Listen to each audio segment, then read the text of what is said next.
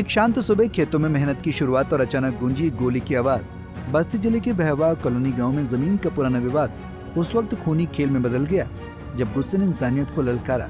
59 वर्षीय राम सूरत सुबह सुबह अपने खेत में धान की रुपाई के लिए लेवा लगवा रहे थे। ये खेत उन्होंने कुछ साल पहले बेनामी के जरिए खरीदा था, लेकिन इसी खेत को लेकर गाँव के 60 वर्षीय लालमन के साथ उनका पुराना विवाद था। उस सुबह जब लालमन खेत पर पहुंचा, विवाद ने नया रंग ले लिया। शुरुआत में मामला सिर्फ वाद विवाद तक था, लेकिन गुस्सा जब हद पार कर गया तो लालमन ने अपनी बंदूक निकाली और रामसूरत पर फायर कर दिया। गोली रामसूरत के पैर में लगी और वो खून से लथपथ जमीन पर गिर पड़े। गोली की आवाज ने पूरे गांव में हड़कंप मचा दिया। लोग इधर उधर भागने लगे और खेत का वो शांत माहौल एक जंग का मैदान बन गया। रामसूरत को तुरंत अस्पताल ले जाया गया, जहाँ उनकी हालत गंभीर बनी हुई है। गोली उनके पैर में लगी, लेकिन ये सिर्फ एक चोट नहीं बल्कि जमीनी विवाद की उस आग का नतीजा है जो सालों से सुलग रही थी। सूचना मिलते ही छावनी थाना पुलिस हरकत में आई। इस मौके पर पहुंचकर पुलिस ने जांच शुरू की और आरोपी की तलाश में कई टीमें गठित कर दी।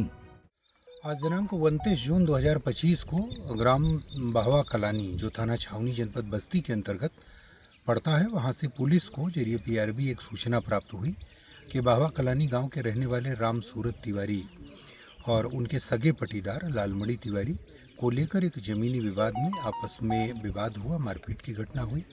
और उस संबंध में राम सूरत तिवारी जो थे, उनके पैर में वो फायर आर्म इंजरी हुई। तत्काल उनको हॉस्पिटल भिजवाया गया, जहां पर मौके पर उनकी हालत स्थिर है, सामान्य है। चिकित्सकों के अनुसार वो खतरे से बाहर हैं। इस संबंध में विवाद की वजह लालमणि तिवारी के साथ एक ज़मीन की रंजिश को लेकर बताया गया।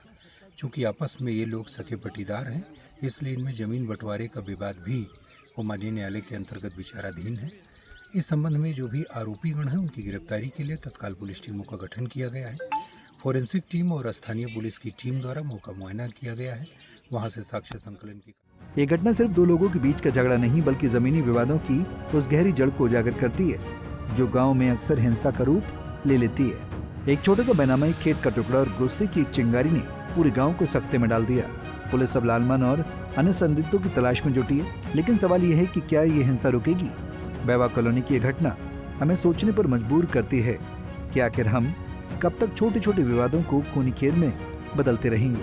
पुलिस की कार्रवाई ने भले ही तुरंत कदम उठाया, लेकिन असली सवाल यह है कि ऐसी घटनाओं को रोकने के लिए हम क्या कर रहे हैं। पंजाब केसरी टीवी के लिए बस्ती से विवेक श्रीवास्तव की रिपोर्ट।